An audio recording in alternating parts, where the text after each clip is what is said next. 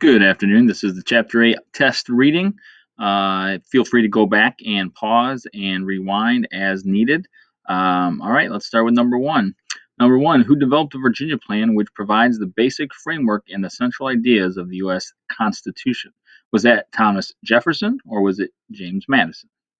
Number two, the system set up to maintain balance of power between the three branches of government is called checks and balances or veto and override system. Number three, the Constitution is based on how many key principles? Is it seven or nine? Number four, justices of the Supreme Court. They listen to legal arguments about a case and then they present and explain a decision called the court's opinion or the final rule. Number five, the process of changing the Constitution is started by a popular vote or the Congress. Number six, there are no term limits for both the senators and state representatives or for the president. All right, before we get to question number seven, let's take a look at this flow chart, the major features of the American system of checks and balances. So it talks about the executive branch and what the president has a check over. It is able to veto legislation, call special sessions, and recommend legislation and appeal to the people. All of it a check on the legislative branch. It also is able to check the judicial branch because it can appoint federal judges. Moving on to the legislative branch, it has a check on the courts because it creates the lower courts and may remove judges through impeachment. The Senate can also can approve the appointment of judges. And then Congress also has the legislative oversight because it can create agencies and programs that appropriate funds. It can override a veto and it can also remove the president through impeachment. The Senate approves the treaties that the president makes and the presidential appointments, all of which are the Congress's check on the executive branch. And as far as the judicial branch goes, it is led by the Supreme Court and other federal courts.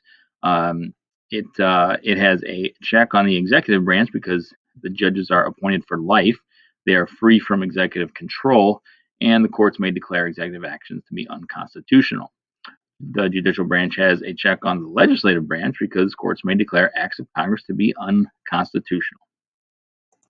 All right, so let's get to the questions. Number seven, based on the information in the flow chart, which power does the executive branch have in legislation? Does it have the power to suspend or the power to veto? Number eight, according to the flow chart, which entity can declare acts of Congress to be unconstitutional? The judicial branch or the executive branch? Number nine, based on the information in the flow chart, which of these government officials are free from executive control? Members of Congress or federal judges? Number 10, which amendment to the Constitution provides protections for people accused of crimes? Number 11, the Bill of Rights limits the power of government and protects the rights of individuals. True or false? Number 12, the federal government reassigns each state's share of seats in the House of Representatives every 2 years. True or false? Number 13, the main job of the executive branch of government is to administrate the laws passed by Congress. True or false?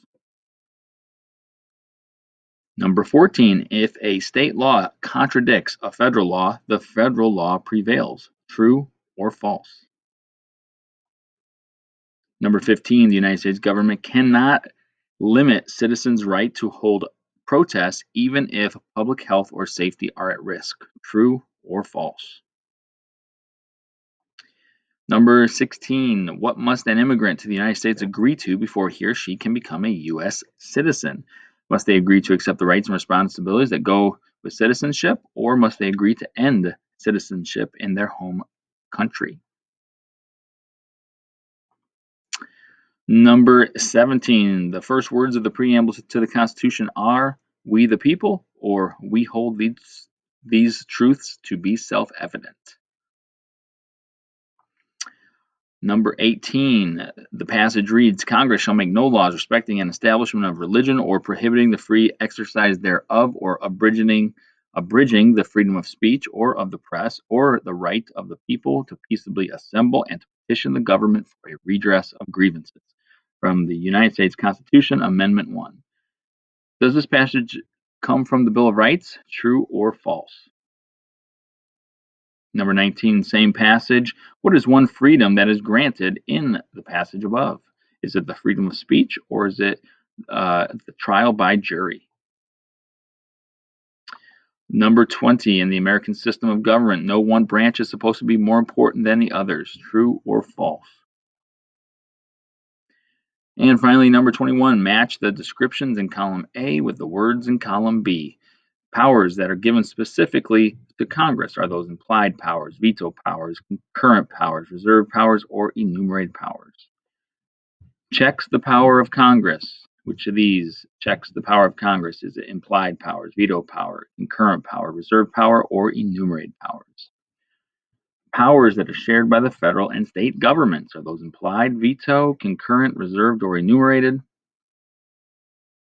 Powers that are claimed by the Congress but not directly stated in the Constitution, are those implied? Are those vetoed? Are those concurrent? Are those reserved? Or are those enumerated powers? And number 5, the powers that belong to the states alone: implied, veto, concurrent, reserved, or enumerated powers. Once you are done and you've gone back and checked all your answers and are confident that these are the choices you want to make, go ahead and click submit. Feel free to rewind or pause, go back and look at the video as many times as you need to.